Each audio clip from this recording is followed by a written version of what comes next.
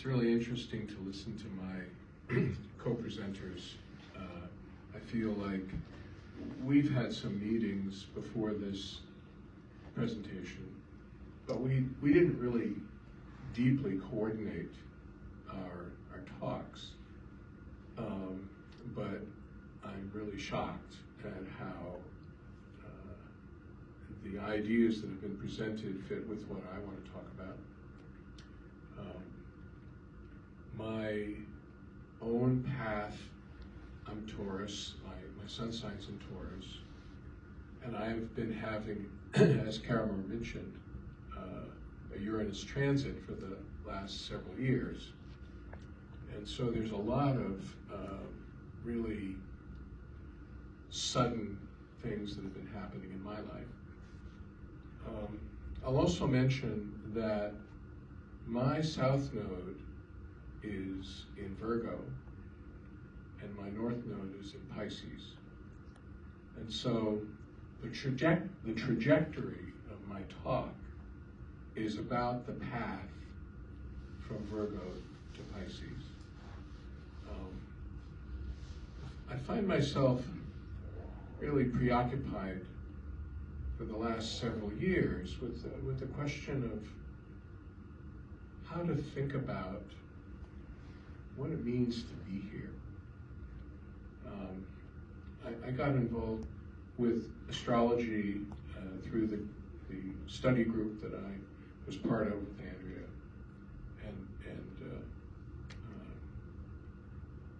and Bobby, and I was really startled as someone with a scientific training, startled at how deeply I responded to these astrological archetypes, because I didn't have a way of understanding how that's possible. I'm kind of a hobby person in studying physics. I read books about quantum physics and cosmology and relativity, and I try to understand them as best I can. What's going on here? What's going on? How do we understand the world that we live in? We're all, I think most of us got here by driving automobiles, probably, or driven by somebody who was driving an automobile. Probably everybody in the room has used a cell phone or a computer. So we're up to our eyeballs in technology. And yet here we are talking about astrology and you know, Uranus transits. How do we put those ideas together? Is it even important to put them together? So I think back to where we started as a species.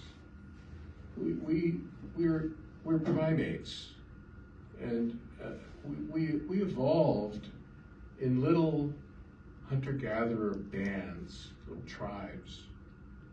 And as far as we know, the kind of consciousness that we had 100,000 years ago is what's called participation mystique. We lived in a magical world.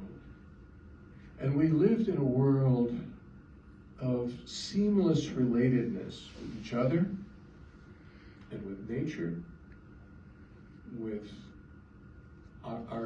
we didn't experience ourselves as distinct individuals. And so the individuation process hadn't fully begun.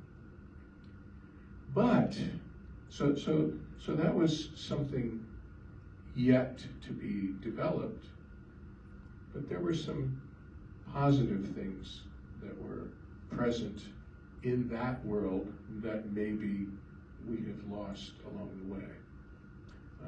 I say growth in one dimension can lead to contraction in other dimensions. Think about it as you watch a child growing up, and the 8-year-old doesn't really want to play with the 5-year-old. That stuff doesn't interest him or her anymore.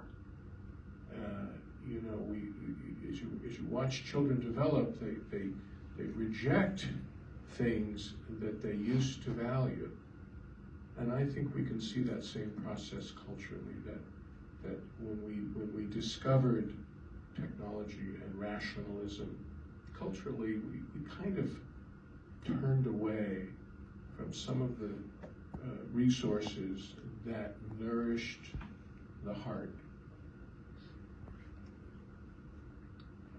So where did this modern rational consciousness come from?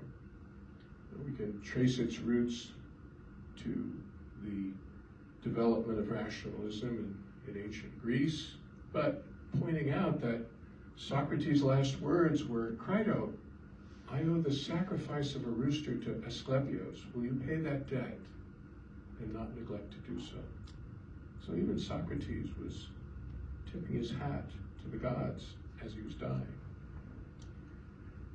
We have the Greek philosopher Pythagoras, and I think Pythagoras is really an important turning point in the history of thought, because one of the things Pythagoras discovered was the relationship, mathematical relationship, between the length of a guitar string and the tune of its note.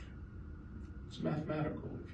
If you pluck the string, it makes a certain sound, and if you touch that halfway, you will get a sound that's one octave higher. It's exactly one half. So that was the first time in history that somebody noticed that there was a mathematical lawfulness to nature. And that seed has grown, if you will, combined in part with what I'm going to call Abrahamic monotheism. Now, monotheism, you can think of it from a theological point of view. I know that a lot of people have negative feelings about religion, and it's always a little risky to talk about the history of Christianity. But monotheism was a huge step forward because it meant that we were all agreeing that there was only one universe that we were all living in. Before monotheism, I could say I did this because that God made me do it. So there was a heterogeneity to causality, and you could think of reality as kind of being helter-skelter. It took monotheism as a platform for the mind to begin to develop the idea that the cosmos itself is lawful and obeys some predictable patterns that maybe we can study and learn about. So this has, over time, coalesced into something that I'm going to, question? Yeah, just like the title of the last slide, I don't know, I find it slightly problematic. I feel like it should say modern Western consciousness, because Eastern philosophy has done a lot of this, and much before any Western thinkers did. Fair point. Fair point. Yeah, fair point. Yes, absolutely. I am talking about Western consciousness, and I will accept the criticism that my view is Eurocentric and Americocentric and maybe even anthrocentric, meaning I'm looking at it from the point of view of a man, and that's okay. But it's good to state that. Yeah, fair. That's fair. So this Western materialist paradigm, it goes by the name reductionism. It's associated with a philosophy called logical positivism. It's associated with something called causal determinism.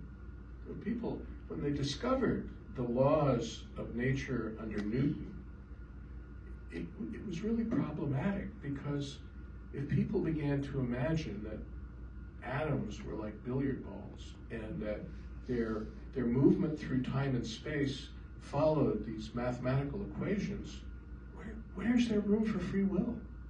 It really created a lot of, philosophical worry for quite a while, trying to figure out where is there room for us as humans if that's the way the world works. There's a hard line between objective and subjective, and from a more modern point of view, from a neurological point of view, this materialist paradigm is an emphasis on left brain processes.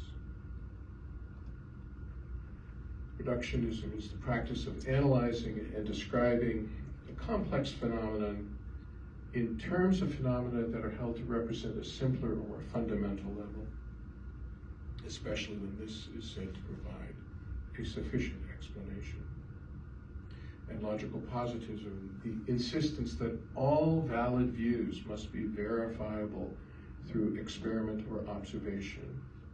This is the core of the resistance to astrology. It's the core of the reason that Jung didn't feel comfortable putting astrology out front. We end up with a view of the universe as kind of a mechanical clockwork. And you look at that, maybe it's interesting to the mind, but it's not very appealing to the heart. It also leads to a causal determinism, the belief that every event is a necessary outcome of antecedent events subordinate to the laws of nature. So this is the view of the universe that we ended up with. This is modern physics. I don't know about you, but when I look at that blackboard, I don't have a lot of warm, fuzzy feelings. I don't even have a lot of terribly cognitive feelings. It just looks like a massive confusion to me. There are a lot of historical side effects of this development. Materialism and rationalism have led in the West to the deconstruction of religion and the rise of scientific atheism, moral relativism, disinhibition of hedonistic desires, discrediting of idealism, widespread incentive for ego inflation, a collective narrative ending in helpless despair, and existential self-absorption. That's what we got. There's good news coming. Well, let me add one more point. Why is this edifice, this materialistic edifice, why is it so powerful? It's a core belief system that empowers the development of science, technology, and modern economies. So in one sense, you could say we're addicted to it. We're used to it. And we kind of like the results, even though we don't like the side effects. It has seductively appealing, it's seductively appealing with a wide variety of glossy products in the supermarket of ideas. The global collective ego inflationary bubble has not yet burst, and an alternative worldview is insufficiently developed and has to compete with wish-fulfilling and regressive paths posing as effective solutions. So this, I mentioned that I'm having a Uranus transit. What I'm really trying to intimate here is that I believe we're on the verge of something big. We're on the verge of breaking through collectively to a new way of experiencing experiencing what it means to be a human being, a new way of thinking about how to live on this planet with each other, in harmony with nature. We're on the verge. So, what are some of the elements that are feeding into that revolution? I would say one of them is the concept of evolution. Let's notice the cosmos evolves, as far as we know, from physicists who ultimately we have to take their word for, because most of us don't really understand what they're talking about. But it appears that the cosmos began as a pinpoint and exploded in something called the Big Bang. It appears that for about 300,000 years, the cosmos was so hot and dense that you can't see through it, even with the best telescopes. It was opaque. It appears that for those 300,000 years, it was so hot there weren't even any atoms. There were just subatomic particles in this super hot soup that finally cooled enough to come together, mostly as hydrogen. Life evolves. Life. Every single living creature on this planet began and is descended from a single-celled organism. Think about that. Think about that. That's your and my ancestor. And that became protozoa, it became the invertebrates, it became the bony fish, it became the reptiles. I'm sorry, I skipped the amphibians. It became the amphibians, and then the reptiles. And then, 66 million years ago, after 100 million years of dominating the planet, the reptiles had a bad day. The asteroid hit the Earth. And it's now believed that the asteroid that landed stirred up enough dust to block photosynthesis on the Earth for 2 years. Now think about that. No plants grew for 2 years. All the herbivores died. And all the carnivores that depended on eating the herbivores died. So what's left? Our ancestors, little mouse-sized creatures running around as scavengers eating the carcasses of the dinosaurs. That's what was left. That's how we got through the last mass extinction. And then those ancestors of ours continued to evolve, and they turned into mammals. They grew into primates, and the primates became hominids, and hominids became Homo sapiens, and Homo sapiens became human cultures. And those cultures began to evolve. And cultures became empires, countries, multinational states, political parties. And finally, the individual psyche evolves. So this process of evolution, and let's think about this. Evolution means starting from something very tiny and subtle, and over time, becoming something large and complex. What are the cracks in the materialistic edifice? Well, one of them is called Russell's paradox. Bertrand Russell was a mathematician, and he wrote a very comprehensive book on the foundations of mathematics called Principia Mathematica.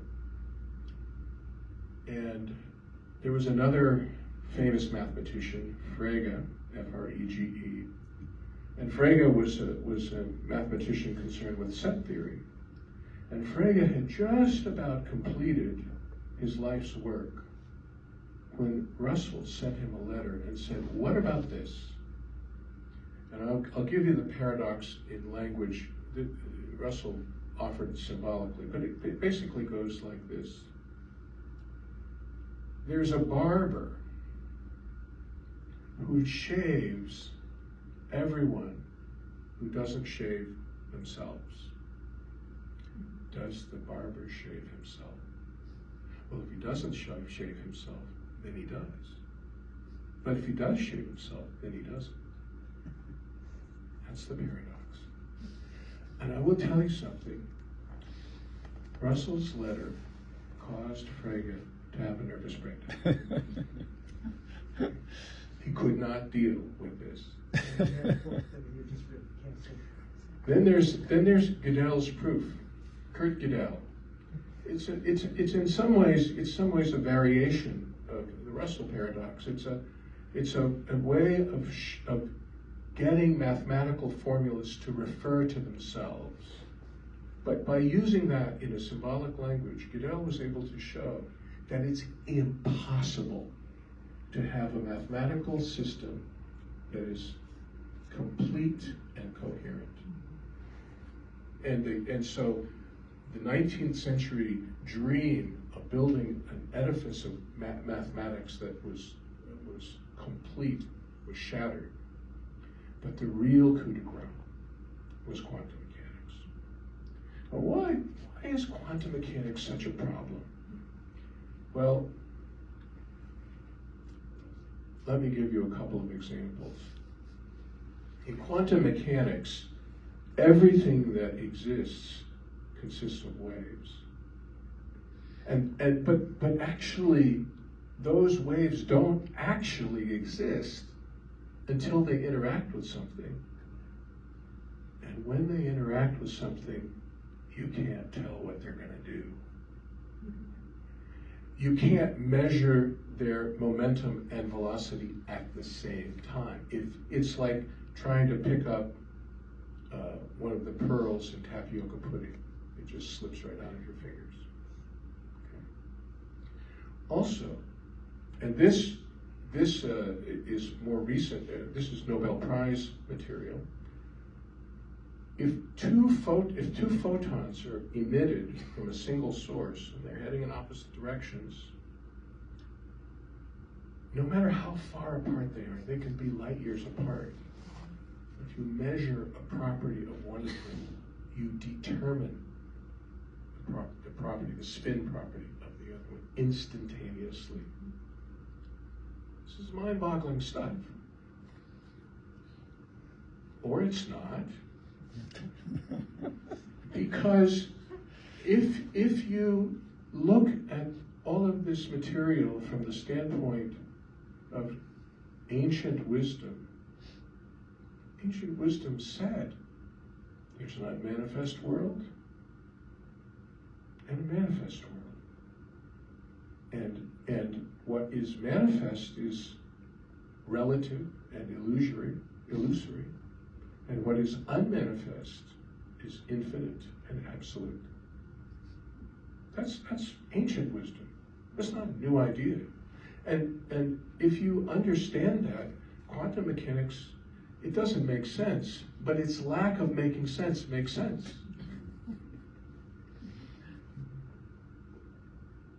This is Niels Bohr. He was one of the scientists who helped develop quantum mechanics. He said, everything we call real is made of things that cannot be regarded as real. So, waves, in the Hindu tradition, there's a notion called Advaita Vedanta. It's the idea that through meditation you can actually experience unitary consciousness.